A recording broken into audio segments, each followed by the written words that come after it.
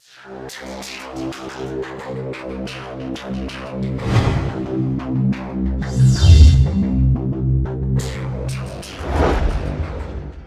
2025년 1월 12일 이정훈입니다. 이 방송이 나가는 1월 13일은 윤석열 대통령이 탄핵된 지 딱 한 달째입니다.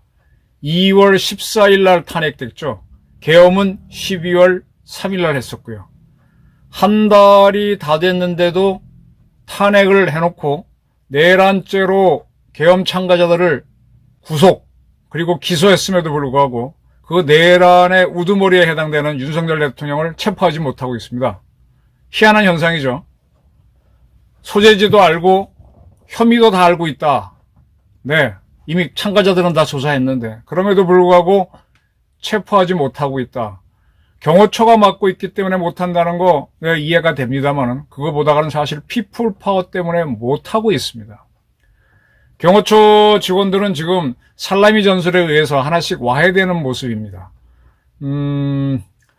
이게 가족부장이라고 하네요. 경호실 요원들 중에서 부인을 지키는 사람을 소환하겠다. 김 누구더라. 가족부장을 소환하겠다고 지금 발표를 했습니다.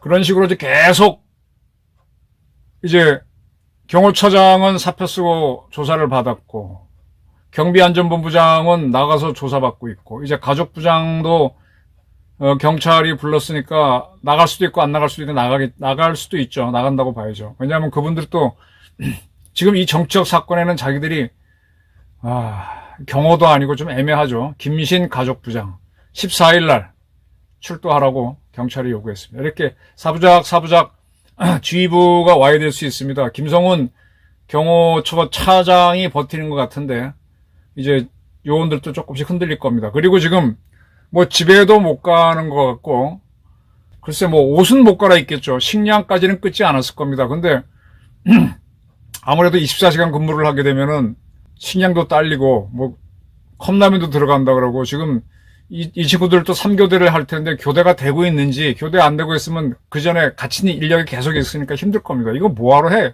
이런 게 나오면서 내부적으로 와야 될 겁니다. 그럼에도 불구하고 한 달이 지난 이 시점에서 윤 대통령 체포를 못하는 것은 전적으로 보수 시민들이 국민저항권을 발동해서 막아섰기 때문입니다. 지금 내란 일반 특검법이 부결되고 내란 상설특검법은 현재 살아있죠. 그 두 개의 법을 합쳐갖고 여당과 합의해서 어차피 내란 특검법은 만들 수밖에 없으니까 새롭게 내란 특검법을 만들자 뭐 이렇게 하는 것 같아요. 근데 그것도 여야 간에 합의하다 보면 또 시간이 흘러 거고 지금 이렇게 특검을 만들게 되면은 공수처가 왜 조사를 체포하려고 그러지? 참 이상하죠.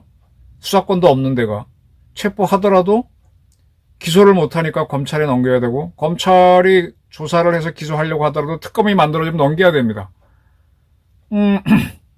일단 윤 대통령을 체포해놓고 공수처 수사하고 검찰 수사하고 특검 수사하고 그 다음에 기소하고 재판부 재판하는 과정에 헌재에서 탄핵 의결해주고 하면 윤 대통령은 이제 골로 가는 건 굉장히 쉬운 구도인데 윤 대통령이 체포가 안 되면 공수처도 검찰도 특검도 손가락만 빨고 있단 말이에요.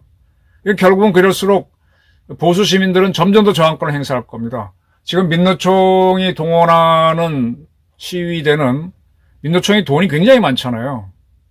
매달 몇억 원씩 대기업 노조로부터 맹원비를 받지 않습니까? 근데 이 보수파 시위는 사랑의 교회 전광훈 목사가 하는 데서 주도하는 데도 있죠. 거기에서 나름대로 뭐 차량도 부르고 뭐도 할 겁니다만 그거는 그들이 준비하는 거고 나머지 자발적으로 다 가는 거거든요. 어떤 사람들은 난방버스를 자기 돈을 써서 관광버스를 보내기도 하고 모두 주고 거기 가서 보게 되면 다 자기 돈 내고 자기네가 먹고 있어요. 그러면서 시위하는 겁니다. 이런 시위가 진짜 피플 파워고 저는 이게 진정한 시민 참여의 공화정이라고 봅니다. 로마는 물론이고 그리스의 공화정도 세금 다 내고 자기 일을 다 하는 사람들이 그리고 국방의 의미도 다 하는 사람들이 국가 일에 참여하는 거죠. 근데 그게 현대국가라서 너무 많으니까 그들 중에 대표를 뽑아서 그 국회의원들이 정치를 하도록 했는데 국회의원들이 정당 정치를 하다 보니까 정당을 이끄는 이 정당에는요, 대표가 있으면 참 이상한 거예요. 뜻이 같은 사람들이 모인 게 정당인데, 거기서 이 정당이 대표가 공천권을 가지고 국회의원 될 사람 딱딱딱 지정하게 되면은 그건 회사처럼 돼갖고 군대처럼 돼가지고 위계질서가 생깁니다. 그러면 그거는 도당이 되는 겁니다. 하나만 따라가는 공산주의 정당이 되는 거죠. 지금 민주당에서 이재명 씨가 공천권이 없으면 저렇게 힘을 쓰겠습니까? 그러니까 서로 당대표가 되려고 난리죠. 여당은 대통령이 있으니까 당대표가 힘이 없어서 덜한데, 야당은 저렇게 가면서 김대중, 김영삼이 당임 썼던 게 그 공천권 가지고 장사한 거잖아요. 미국의 공화당의 당대표가 있습니까? 미국의 민주당의 당대표가 있습니까? 이건 거기서는 다양한 의견이 나와야 되는데, 이게 공천권을 가지고 군대식 기업체식으로 운영하니까 한국 정치는 저렇게 도당으로 가는 겁니다. 그래서 한 사람이 결정해서 윤석열을 체포해야 되겠다라고 하면 입법부가 다수당이면 독재를 하게 되고, 행정부도 거기에 눈치를 보면서 따라가면서 나라가 이제 특정인에게 끌려가는, 즉 나치처럼 되기 쉬운 구조라는 거죠. 이제 그 사람이 국가 발전을 하겠다는 강한 의지가 있으면 박정희처럼 대한민국을 발전시키겠지만, 이재명이처럼 저런 잡범이 등장해서 자기 살기 위해서 대통령을 탄핵했다 쪽으로 가게 되면 대한민국은 정치가 혼란에 빠지는 겁니다. 자, 한 달이 됐음에도 불구하고 이재명의 꿈은 이루어지지 않습니다. 저는 이 탄핵 사태를 계기로 이재명과 윤석열 둘 중에 하나는 죽는다라고 봅니다. 둘 다 생존하기는 어렵습니다. 둘 중에 하나는 죽고 둘 다 죽을 수도 있어요. 근데 그 전에 추미애 윤석열이 싸울 때 추미애가 날아갔죠. 근데 추미애도 지금 국회의원이 돼가지고 다시 살아나서 뭐라고 떠들고 있지만 정치적 영향력은 이렇습니다.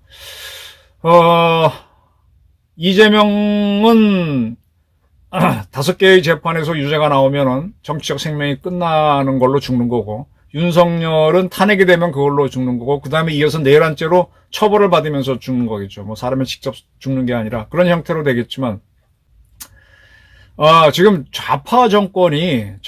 민주당이 원래 저런 정권이 아닙니다. 한민당 김성수가 만들었을 때는 아주 보수적인 정당이었는데, 이것이 어찌어찌해서 김대중 때부터 특정 지역 정당화되고, 그 다음에 여기에 주사파들이 대거 들어가면서 이 보수 정당이 껍데기가 되고 주사파가 잡은 정권이 돼버렸습니다. 정당이 돼버렸습니다.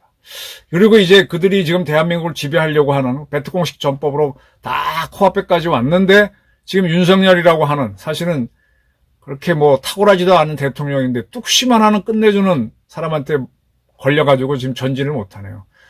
12월 14일 탄핵했을 때만 해도 바로 윤석열 체포가 가능하고, 탄핵돼 그렇게 계엄 자체가 허술하게 하는 바람에 무너질 것 같았는데 이걸 못 무너뜨리네요. 이거는 윤석열 대통령이 갖고 있는 독특한 마력입니다. 이상하게 추미애랑 싸울 때도 그렇게 별 대꾸도 안 하고 버티면서 아주 현란하게 역전을 시키는 게 아니잖아요. 그래서 생각나는 게, 최영건 씨가 윤석열 대통령의 기운을 화단경금, 강한 쇠 기운인데, 그게 강한 불을 맞으면 쇠는 그때서야 변하죠. 그리고 성격도 바뀌죠. 더 강해지거나 물러지거나. 화기운이 들어와서 단조를 두드려주게 되면 더 강할 견자, 견금이 된다, 이렇게 얘기했는데, 저는 이제부터는 한 달이 지나도 윤석열 대통령을 체포하지 못하고 했다는 거는, 이제 윤석열 대통령이 대통령으로 컴백하는 상황을 염두에 두고, 그것까지도 염두에 두고 한국 정치를 봐야 된다라고 생각합니다. 윤 대통령이 돌아왔을 때 지금 행정부 안에서 숱한 사람들이 민주당, 적어도 오동훈하고 우정수인가요? 국수본부장하고 공수처장은 민주당이 다수인 국회의 의견을 따라갔죠. 이런 사람들을 어떻게 할 것이냐.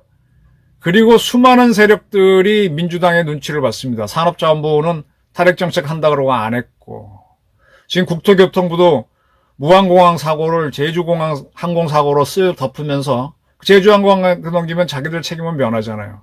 공항 거기다 지은 거부터 왜 그렇게 운영했냐. 정 안 되면 새떼 사고라고 하지. 이렇게 무책임한 사람들을 어떻게 할 것이냐. 그리고 윤 대통령이 공무원을 어떻게 움직일 것이냐. 윤 대통령은 또 남은 임기가 돌아온다면 2년 정도인데 그 레임덕을 받을 수밖에 없는데 그 레임덕을 어떻게 막으면서 끌고 나갈 것이냐. 그리고 윤 대통령이 또 할 수 있는 방법 중에 하나는 탄핵에서 풀려난 이후 개헌을 하겠다라고 하면서 퇴임을 하는 것도 하나의 방법이죠. 여러 가지가 있습니다. 이제 그런 것까지 염두에 두고 이 무도한 탄핵몰이 내란을 하는 세력을 대처해 가야 할 것으로 봅니다. 윤석열의 뚝심, 이재명의 창이 뚫지 못했다. 이거는 참 흥미로운 사건입니다. 한 달이 되도록 저렇게 압도적인 집권 야당이 못하는 걸 보면서 민주당도 실력이 없구나 이런 판단을 해봅니다. 감사합니다.